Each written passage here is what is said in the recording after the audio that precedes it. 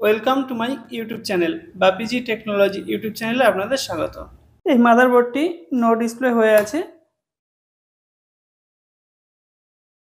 তো no display থাকার জন্য আমি এখানে সমস্ত সেকশনগুলি চেক করে নিয়েছিলাম। এর মধ্যে প্রবলেম রয়েছে এখানে আইওআইসিতে। বাকি যে সেকশনগুলি রয়েছে যেমন ভিআরএম সেকশন বা অন্যান্য যে সমস্ত সার্কিটগুলি রয়েছে সবগুলি আমি চেক করেছিলাম, কোথাও কোনো সমস্যা নেই। এখানে প্রবলেম আছে এই আইওআইসির মধ্যে। আইওআইসির মধ্যে কী প্রবলেম তা আমি একটু পরে আপনাদেরকে চেক করে দেখাচ্ছি। তার আগে আমি এই কানেকশনগুলো খুলে নিচ্ছি, বিভিন্ন কানেক্টরগুলো খুলে নিচ্ছি।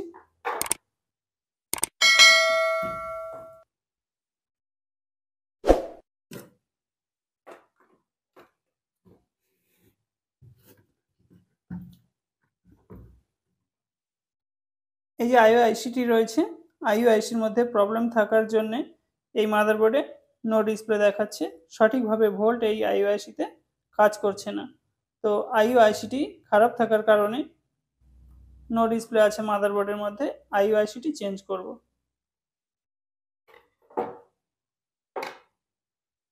কুলার ফ্যান খুলে নেব।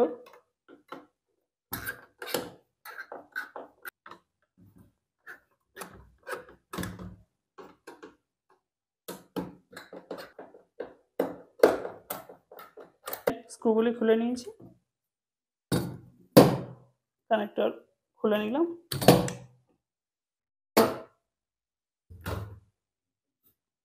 র্যাম খুলে নেব। আইসি তোলার জন্য আমরা হট এয়ার গান মেশিনটি অন করে নিচ্ছি এবং হিটার অ্যাডজাস্ট করে নিচ্ছি। পেস্ট দিয়ে দিচ্ছি, হিট দিতে হবে।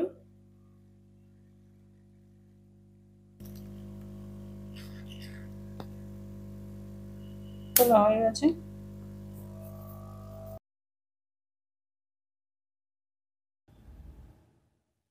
ভালো আইসি বসিয়ে নিচ্ছি।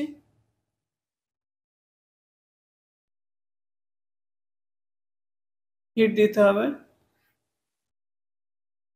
পিনগুলি অ্যাডজাস্ট করে নেব এভাবে।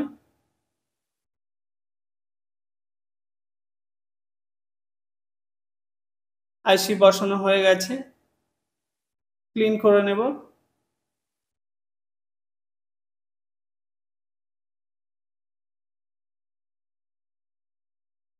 লিকুইডগুলি এভাবে পরিষ্কার করে নেব।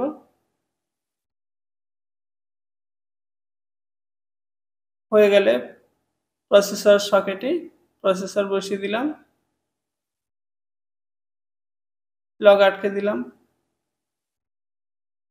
র্যাম স্লটে র্যাম বসিয়ে নেব।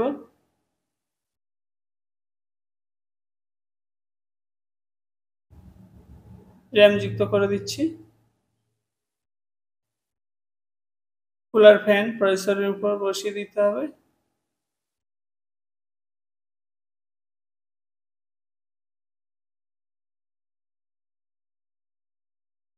হিটসিঙ্ক পেস্ট কুলার ফ্যানের সঙ্গে দেওয়া আছে, সেজন্য প্রসেসরের উপর আলাদাভাবে দিলাম না। স্ক্রু আটকে দেব। প্রত্যেকটি স্ক্রু ভালোভাবে আটকে দিতে হবে। এই যে আইসিটি রয়েছে আইওআইসি, এই আইওআইসিটি চেঞ্জ করে নতুন একটি আইসি বসিয়ে দিলাম। এই আইসিটি বসানো হলো। তারপর কানেক্ট করতে হবে পাওয়ার কেবিলগুলি। এখানে 24 পিন পাওয়ার কেবিল কানেক্ট করে দিচ্ছি। 4 পিন পাওয়ার কেবিল কানেক্ট করে দিলাম। চেঞ্জ করার পর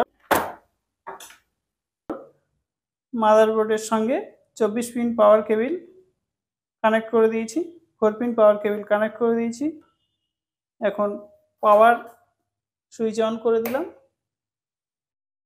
এখানে মাদারবোর্ড চালু করে এই যে আইওআইসি রয়েছে আইওআইসির পিনগুলি চেক করে নেব। তো শর্ট করছি, স্টার্ট হয়ে গেছে। দেখুন এখানে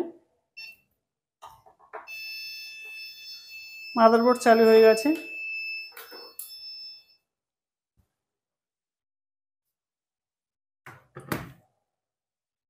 ডিজিটাল মাল্টিমিটারের যে ব্ল্যাক প্রোবটি রয়েছে,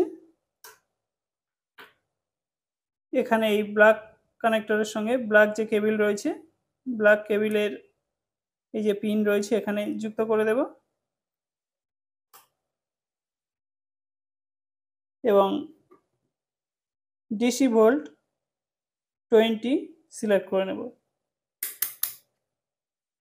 অর্থাৎ 20 ভোল্টে সিলেক্ট করে নেব।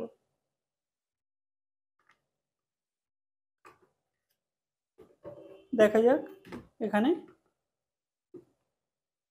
সঠিক ভোল্ট আসছে কিনা। ঠিক, আইসির পিনগুলি দেখে নেবেন, যেমন এখানে ডিসি ভোল্ট সঠিকভাবে আসছে কিনা। হ্যাঁ, এখানে সঠিক ভোল্ট আছে, দেখতে পাচ্ছেন। এই যে পিন রয়েছে এখানেও দেখে নিতে হবে, 3.3 দেখাচ্ছে। হ্যাঁ, এখানেও ঠিক আছে ভোল্ট।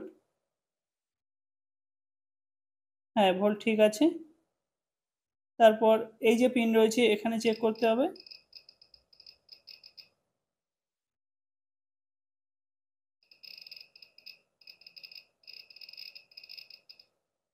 ভোল্ট আসছে। এই ভোল্টটি চেক করে নেব, 5 ভোল্টের আশপাশে দেখাচ্ছে, ঠিক আছে। এরপর এখানেও দেখুন সঠিক ভোল্ট আসছে।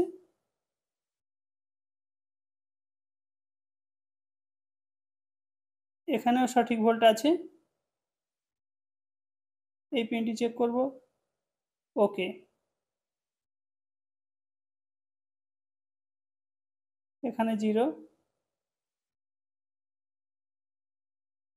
এই আইওআইসি মধ্যে সঠিকভাবে ভোল্ট আসছে, অর্থাৎ আমরা এই যে আইওআইসিটি চেঞ্জ করেছি, এই আইওআইসিটি ওকেভাবে কাজ করছে এই মাদারবোর্ডের সঙ্গে। মাদারবোর্ডের পাওয়ার অফ করে দিয়েছি, দেখুন বন্ধ হয়ে গেছে। এখন পিসি অ্যানালাইজার কার্ড যুক্ত করে নেব পিসিআই স্লটের সঙ্গে, যুক্ত করে দিলাম এবং তার সঙ্গে সঙ্গে মনিটরের ভিজিএ কেবল কানেক্ট করে দিচ্ছি।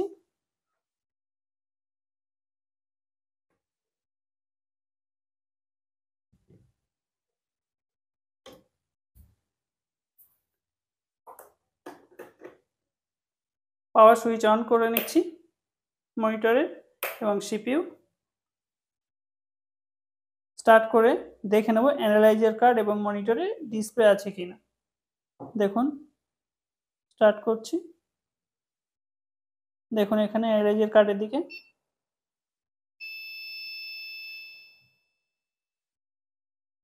ডিসপ্লে ওকে। মনিটরের দিকে দেখুন, মনিটরেও ডিসপ্লে এসে গেছে। তাহলে ফ্রেন্ডস, আইওআইসি চেঞ্জ করে এখানে সঠিকভাবে আমরা ডিসপ্লে দেখতে পাচ্ছি।